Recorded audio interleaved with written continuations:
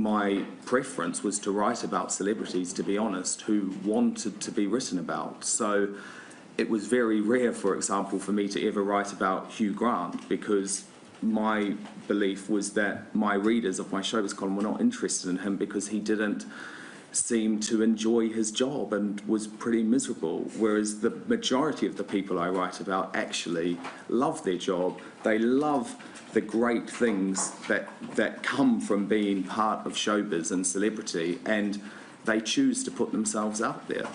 Well, is it because he wasn't enjoying the job, or he didn't enjoy being the subject of newspaper attention? Well, I think you could argue it was one and the same, but to me he didn't seem to be enjoying being a celebrity. Well, that's slightly different yet again.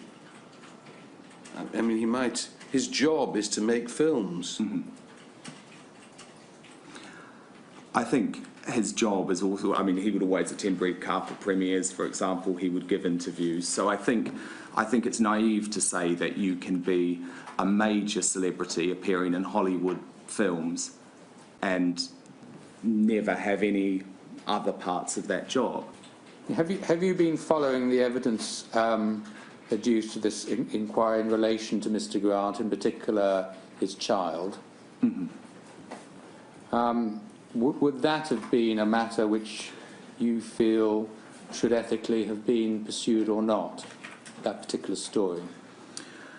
Well, I think not, unless he were. I mean, I think what my belief is, what happened is that no newspapers in this country did run that story because it was not confirmed by his public representatives. As a Showbiz editor, though, I was very concerned and disappointed when I heard one aspect of Mr. Grant's evidence, though, which was that his publicists, who are in America, have a policy not to respond to any British, well, I don't know if they said tabloid newspapers or newspapers in general, because I can tell you that one of the biggest frustrations as a Showbiz editor is when you're attempting to give a right of reply to a celebrity and you're getting a brick wall put up. Because the whole point is no one wants to publish an inaccurate story. But I do believe a right of reply should go both ways, because, again, in that case, Mr. Grant's representatives ended up confirming the story to an American magazine, who then published it. And I think it's a question, was that fair?